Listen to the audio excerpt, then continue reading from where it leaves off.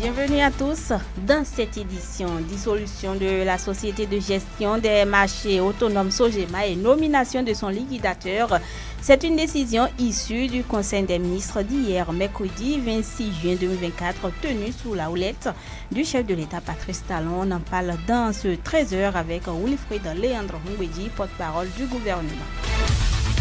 Pendant ce temps, les associations de développement villageois de Tadoanta et de Okwaro à Bukumbe ont réceptionné de façon provisoire les équipements relatifs à leurs besoins identifiés, ceci dans le cadre de la mise en œuvre du projet COSO dans la commune. C'était les 24 et 25 juin dernier. Les précisions sont à suivre avec Rachel Opinto, une consoeur de Dinaba FM de Bukumbe. Et puis, session de redevabilité de présentation des actions de la mairie au profit des enfants. La séance a eu lieu mardi 25 juin dernier à la mairie de Malanville en présence de plusieurs acteurs. Une initiative appuyée par De Grâce, ONG. Précision à suivre. Mesdames, Messieurs, la revue de presse nationale de Lukman Loutou sera également au menu. Merci de toujours nous préférer. Sota Midi Magazine, le point de l'actualité de la journée sur ta radio. Sota FM, c'est maintenant et tout de suite. Tenue de la session de redevabilité pour présenter les actions que la mairie a menées à l'endroit des enfants. La séance a eu lieu ce 25 juin 2024 à la salle de réunion de la mairie de Malanville en présence des autorités communales, les responsables des différentes ONG exerçant à Malanville et les représentants des enfants, adolescents et jeunes. C'est l'occasion pour la mairie de la commune de Malanville, dans son mot, le maire bien sûr, de bienvenue de situer le contexte d'une telle initiative par Dédras ONG. C'est une séance d'information et de sensibilisation et surtout donc de reddition de comptes par rapport à la question donc de prise en charge donc des enfants, notamment sur le plan donc de la santé sexuelle reproductive et notamment sur le plan donc de l'éducation, le mariage forcé, un certain nombre de choses là, de problèmes liés aux droits de l'enfant. Cette séance nous a permis non seulement donc de présenter l'engagement donc de la mairie par rapport à ce que donc la mairie fait pour accompagner le gouvernement dans le cadre donc de la prise en charge des enfants, mais également dans le cadre donc de la sensibilisation en vue de comprendre tous les contours des droits et des devoirs donc des parents vis-à-vis donc des enfants. Pendant ce temps, la conseillère en santé et protection sur le projet Filles Santé Sexuelle de Dieu de Grâce ONG est revenue sur les objectifs des assises. Bako Sikiratou qu'on écoute. Cette activité permet à la mairie de faire un compte rendu aux enfants sur les actions ou activités qu'ils mènent dans ces trois domaines donnés pour les enfants. Le but de cette activité, c'est de permettre aux enfants de connaître dans un premier temps les activités que la mairie mène pour les services de concentrés mènent à leur endroit et dans un second temps de permettre aux enfants de faire des plaidoyers à l'autorité sur les différents problèmes qu'ils ou elles rencontrent dans les arrondissements ou villages donnés. Voilà un peu l'objectif de cette activité. Et au nom de tous les enfants et adolescents de Malanville, un plaidoyer a été formulé à l'endroit de la mairie par la représentante des enfants dans le but de réclamer leurs droits en santé sexuelle et reproductive. Suivez plutôt. Malgré les actions conjointes de l'État béninois et des organisations de protection des enfants, force est de constater la persistance des violences et abus sexuels sur les filles en milieu scolaire, parascolaire dans la commune de Malanville. Toutes ces choses plombent les efforts des ONG. Pères éducateurs et dans une certaine mesure encouragent la persistance de la déscolarisation des filles par certains parents au profit des mariages précoces. Dans la commune de Malanville, aucun centre de santé ne dispose d'un coin jeune pour les services SR. Le manquement d'informations sur l'éducation sexuelle, le manque de dialogue parents-enfants dans les ménages. Ces différentes raisons conduisent souvent dans notre pays et dans notre commune en particulier les filles à la déscolarisation, la prostitution, les grossesses précoces, l'avortement clandestin, la stérilité. Au regard de ces conséquences fâcheuses sur les filles, nous, enfants de la commune de Malanville, souhaitons que l'autorité que vous êtes et en tant que père et de tous les enfants de la commune de Malanville, il s'agissait dans un premier temps à doter les centres de santé d'un service convivial aux adolescents et jeunes en mettant en place les espaces ludiques et mettre fin aux violences et abus sexuels dans un second temps. Il faut noter que le maire Guy Damigado a pris note du plaidoyer des enfants et a promis rendre compte au conseil communal pour la prise des mesures dans les tout prochains jours. La direction départementale de l'industrie et du commerce dédique de la Liborie du Borgo pendant ce temps annonce dans les prochains jours des contrôles inopinés dans les boulangeries pour vérifier le poids des baguettes de pain.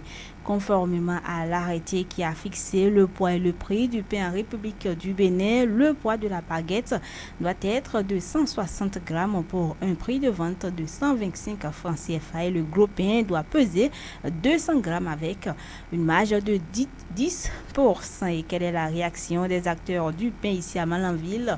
2 gérants de boulangerie se sont prononcés. Suivez. Par rapport à cette augmentation, vraiment, il y avait déjà une augmentation par rapport à ça. On tient compte un poids. Avant, ils avaient dit 200 grammes. À base de ça, dans un sac, il y a un nombre qu'on doit trouver. On ne doit pas dépasser le nombre. Mais les difficultés, nous en gérons ici. C'est difficile avec les clients. Parce que quand on va augmenter le poids, c'est forcé, nous aussi, on va augmenter le prix. Arrivé sur le marché, elles aussi, elles vont augmenter le prix. Mais par rapport aux acheteurs, ils vont dire non, que le prix toujours est à 125. Mais ça n'arrange pas les vendeuses. Parce que le pain que tu vas prendre ici et aller vendre à 125, enlever le sachet et avoir des bénéfices, vraiment c'est difficile pour eux. Nous, à Malanville, avec les autres collaborateurs des boulangers, on ne peut pas prendre des meilleures décisions ensemble. Puisque nous, ici, nous sommes des grands boulangers. Il y a d'autres qui ont des petites boulangeries à part et ils ne peuvent pas augmenter le pain. De la manière dont ils ont fabriqué le pain, si c'est un sac, et il peut vendre et s'en sortir comme ça, sans le poids, mais il peut vendre et s'en sortir. Tout ce que nous faisons ici, ce sont de l'électricité, gasoil et consorts. Et aussi, ce n'est pas la même chose que nous. Donc, le problème qui est, même si on peut augmenter le prix, il y a d'autres qui ne peuvent pas augmenter. Après, il y a d'autres qui ne vont pas respecter la décision. C'est pour diminuer le pourcentage pour pouvoir attirer la clientèle. Dans le passé, nous fabriquons le pain avec le poids. Ça dépend des pains. Le pain salé, ça se mesure sur la table, mais pas avec kilogrammes. Ces derniers n'ont pas manqué de lancer un appel aux autorités compétentes. Si on pouvait laisser le poids comme ça et aussi le prix, même chose, et revendre à 125 comme d'habitude, c'est déjà bon. Vous pouvez dire de laisser comme ça. Parce qu'actuellement, il n'y a rien. Il n'y a même pas l'argent dans le pays. On va dire, c'est difficile d'acheter un peu pour manger. Donc de laisser la population comme ça gérer comme ça, ça peut aller. Pour pouvoir demander autre chose, on doit s'entendre avec les boulangers avant de prendre des grandes décisions. Nous avons besoin d'aide pour le moment. Ça peut nous arranger sur le marché. L'aide, si on peut s'entendre avec les autres collaborateurs et les boulangers pour pouvoir fabriquer le pain et savoir à combien on peut vendre le pain sans sortir nous-mêmes. Puisque même la farine est chère, tout est cher actuellement. Écho de la marine à présent, les membres du gouvernement réunis en conclave hebdomadaire des ministres ont pris plusieurs décisions ce mercredi 26 juin 2024, ceci sous la houlette du chef de l'État à Patrice Talon. Au titre des mesures normatives, il a été décidé la dissolution de la société de gestion des marchés autonomes Sogema et la nomination de son liquidateur. Wilfried Léandre Hongweji pour le point.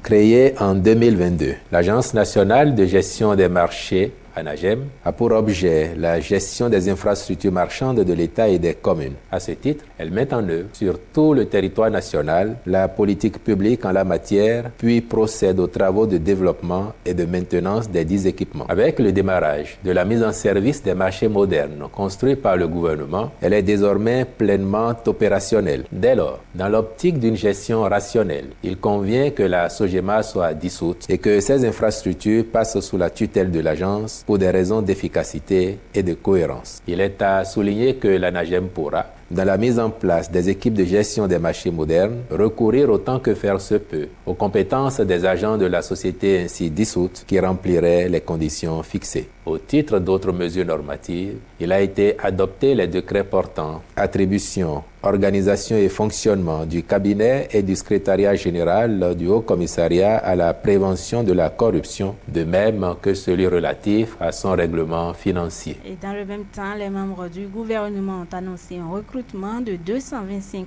agents du droit public de l'État au profit du ministère de l'Agriculture, de l'Élevage et de la Pêche au titre de l'année 2024. Je vous invite à suivre les détails avec le porte-parole du gouvernement, Wilfried Léandre Rumbedi.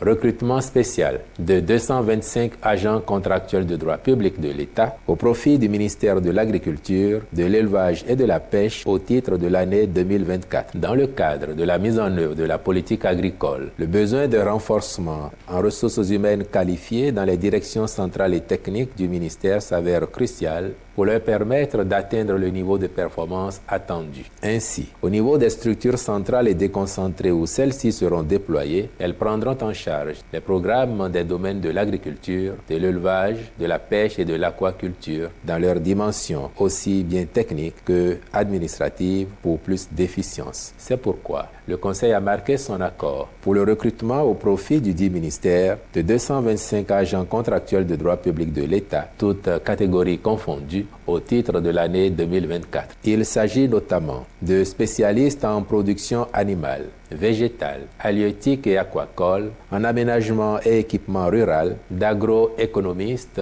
de médecins vétérinaires, de gestionnaires de projets, de statisticiens, d'informaticiens, etc. On va marquer une courte pause avant de revenir pour la suite de cette édition. Sota Info Midi, le point de l'actualité sur ta radio. L'association villageoise de développement de Tadoanta dans l'arrondissement de Corontière, dans la commune de Boncombe, a accueilli l'équipe de la mairie et celle de Kozo en milieu de cette semaine pour la réception provisoire des équipements de football au profit des jeunes. Le point avec Rachel Oquinto de Dinaba FM de Boncombe.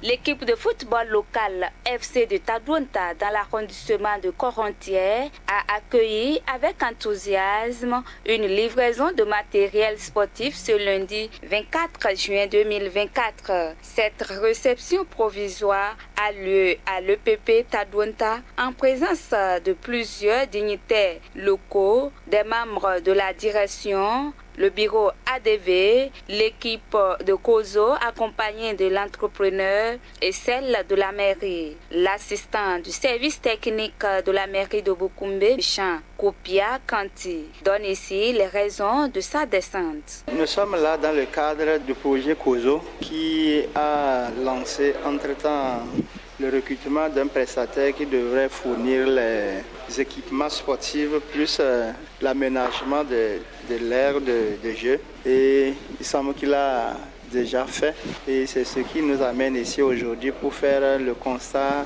d'achèvement plus la réception provisoire de ce travail. Le matériel reçu par l'équipe FC comprend des ballons, des kits d'entraînement, des équipements de protection et 2 jeux de maillot. Après avoir reçu tout cela, certains participants expriment leur joie. Ce que je vois, c'est un jour merveilleux pour moi dans ma vie, de voir ça toute ma première fois dans le village de Tadoanta. Plusieurs projets sont venus, on n'a pas vu des tirets. On se posait la question, est-ce que ce projet Kozo va aussi se présenter comme les autres projets ou bien ça serait différent? La patience, vraiment ce matin je vois que c'est la réalité qu'ils nous ont apporté. On est très heureux puisque le projet nous avait promis des kits, des maillots et 2 ballons. Effectivement, ça a été réalisé. On est très contents et nous comptons bien entretenir ces matériels-là. Et nous félicitons le projet pour l'apport et le soutien. Vraiment, nous sommes très émus, nous sommes très contents de recevoir le matériel, le maillot, les filets et les 2 ballons. Et nous comptons gérer ça très bien. Et nous pensons participer au tournoi et remporter les prix. Nous sommes très contents et nous félicitons l'équipe du projet Kozo qui nous a octroyé ces kits. Et nous les prions de nous faire beaucoup de choses en dehors du terrain. Le représentant de la mairie, Jean Kopia, revient sur le constat fait et exhorte l'entrepreneur Unkarin Isdor à... Nous avons demandé aux prestataires si avec tout ce qu'il a déjà fait. Et ça manque les sifflets, cartons rouges, jaunes, juste pour pouvoir permettre à l'arbitre de jouer son rôle. Il ne serait pas bien. Donc il a pris bonne note et qu'il allait voir dans quelle mesure les aider, bien que ce n'est pas dans son cahier de charge, voir comment il faut faire pour pouvoir les aider en ce sens. Cette remise provisoire de matériel a pris fin par une photo de famille. Et dans le même temps, l'ADV de Okwaro a aussi bénéficié des matériels de fabrication du compost le 25 juin dernier, toujours dans l'arrondissement de Corontière à Bukumbe. Rachel Opeto, toujours pour le reportage. Sorti des 5 hameaux de Okwaro, dans l'arrondissement de Corontière, les communautés ont accueilli ce 25 juin 2024 l'équipe de COSO et de la mairie pour la remise provisoire de matériel pouvant leur permettre de fabriquer du compost. Cela pour permettre de fertiliser leur sol cultivable pour une agriculture durable. Après cette remise provisoire, le responsable du développement local et de la planification de la mairie et point focal du projet COSO à Bukumbe donne son point de vue. C'est dans le cadre des activités du COSO, projet de cohésion sociale, qui devrait doter l'ADV de Okwaro en PPT matériel agricole pour pouvoir permettre quand même améliorer le rendement de leurs activités agricoles. Donc ce matin, on a fait déjà le point de matériel que le projet devait mettre à leur disposition. C'était pour prononcer la réception provisoire. Mais on a constaté qu'il y a quelques petits éléments qui manquent, comme par exemple les manches des râteaux, les manches des pioches. Mais on a demandé que le fournisseur puisse, dans les meilleurs délais, fournir ces quelques éléments qui manquent. Il a également invité la communauté à faire bon usage de ce matériel. C'est de l'argent qu'on a mis à leur disposition. Je crois que ce qu'on va leur demander, c'est d'avoir un bon usage de tous ces matériels. C'est pour une association, il faut que le matériel soit utilisé à bon escient et que ça profite à toute la communauté. Parce que l'impact ne va pas se limiter à cette communauté, mais ça va être, c'est toute la communauté du moins qui sera impactée. Parce que si leur rendement est bon, ça veut dire qu'au niveau de la communauté de Bukumbe, on aura des vivres agricoles pour qu'on puisse quand même lutter déjà non seulement contre la sécurité alimentaire, mais également notre objectif, renforcer la cohésion entre les membres de cette communauté. Chose promise, chose faite. Le président de l'ADV manque de mots pour remercier le projet COSO pour les efforts fournis. Au début, ma population, quand je leur disais qu'il y a un projet qui est arrivé, quand ils viennent, elle entendait penser qu'ils vont trouver quelque chose.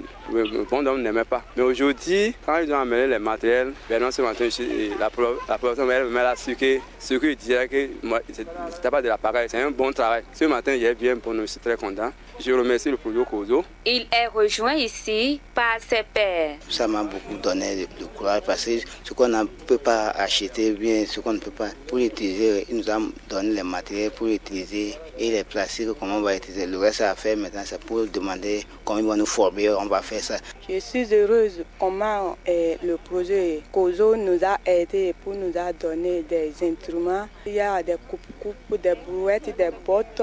En tout cas, c'est prêt. Je ne peux pas tout compter.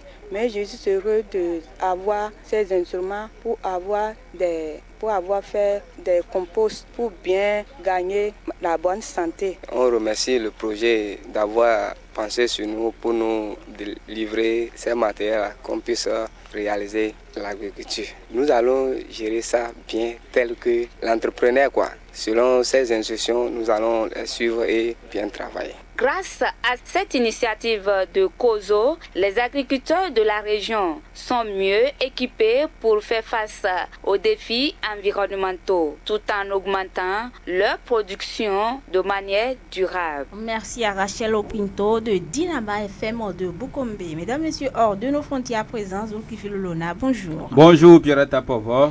Visite de Félix Tshisekedi au Tchad, la mission de bons offices du médiateur déjà critiquée n'est pas finie. Le président congolais Félix Tshisekedi a achevé mardi soir une visite de 2 jours au Tchad où il a été décoré par son homologue Mahama Idriss Déby. Ce dernier a exprimé sa gratitude pour son implication dans la transition tchadienne depuis sa désignation comme facilitateur par la CEAC. 3 accords de coopération ont été signés entre les 2 pays, notamment concernant l'expansion réciproque de visas pour leurs ressortissants, mais la mission au Tchad de Félix Tshisekedi n'est pas tout à fait terminée. En Guinée, on note la mort en détention de l'ex-chef d'état-major des armées, Sadiba Koulibaly.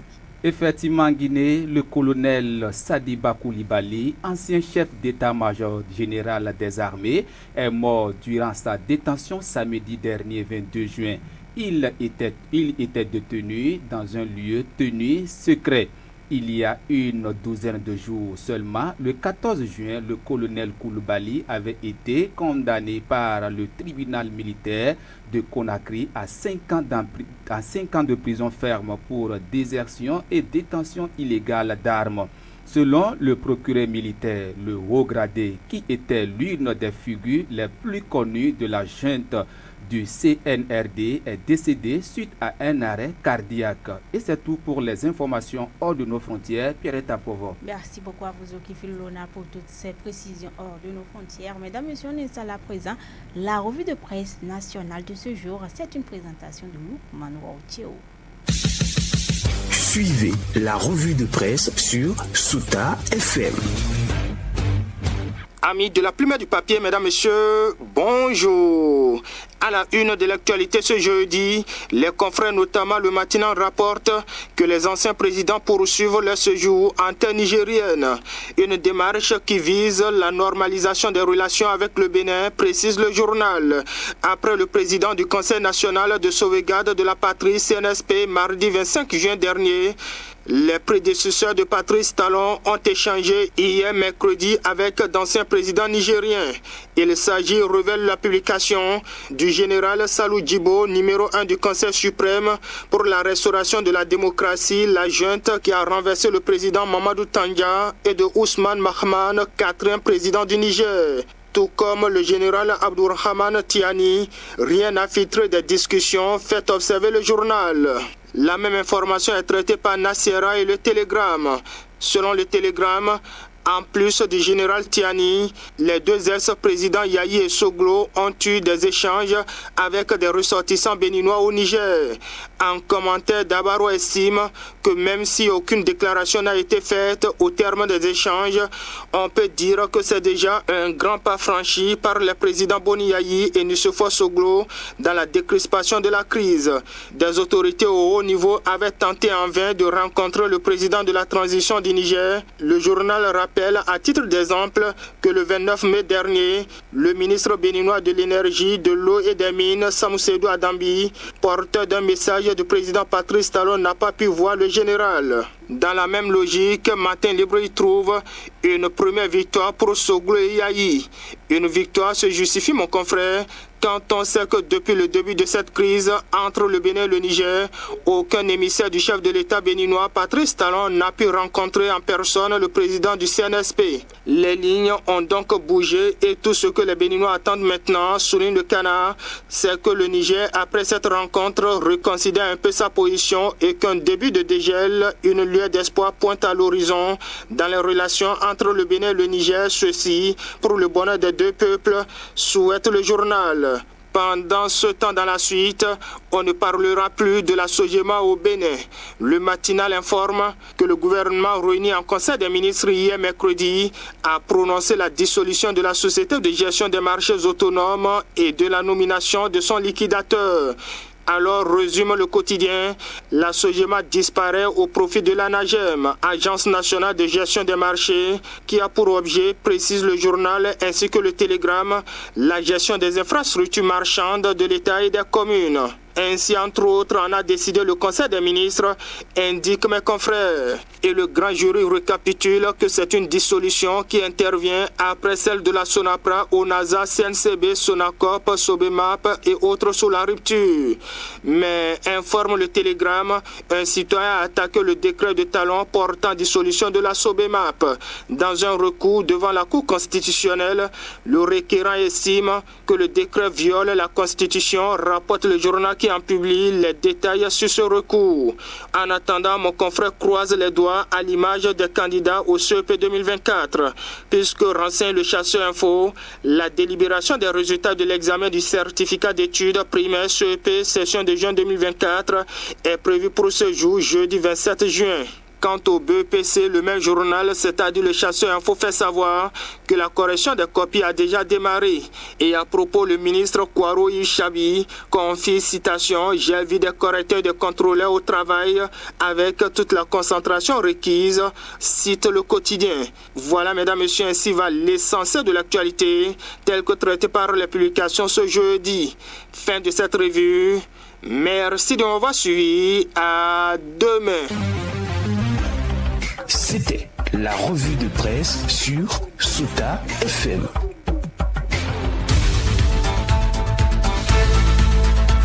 Dissolution de la société de gestion des marchés autonomes Sogema et nomination de son liquidateur. C'est une décision issue du Conseil des ministres d'hier, mercredi 26 juin 2024, tenu sous la houlette du chef de l'État Patrice Talon. On en a parlé dans ce 13h avec Wilfried Léandre Humbedi, porte-parole du gouvernement. Pendant ce temps, les associations de développement villageois de Tadonta et de Okwaro à Bokombe ont réceptionné de façon provisoire les équipements relatifs à leurs besoins identifiés. Ceci dans le cadre de la mise en œuvre du projet COSO. C'était dans la commune, c'était les 24 et 25 juin dernier. Et puis, session de redevabilité de présentation des actions de la mairie au profit des enfants. La séance a eu lieu mardi 25 juin dernier à la mairie de Malanville en présence de plusieurs acteurs. C'est une initiative appuyée par Dedras ONG. Vous avez suivi les précisions dans cette édition. La revue de presse nationale de Loukman Routio était également au menu. Merci de nous avoir suivis. Je suis Pierrette Takova devant ce micro à l'édition. Il s'appelle Abdul Raouf Olakoura. Moudjadou Orujo a assuré les manipulations techniques. Bon après-midi à chacun et à tous. C'était Sota Midi Magazine, le rendez-vous informatif de la mi-journée sur Sota FM, la radio de l'espoir. Merci pour votre fidélité. Dans la Liborie, la différence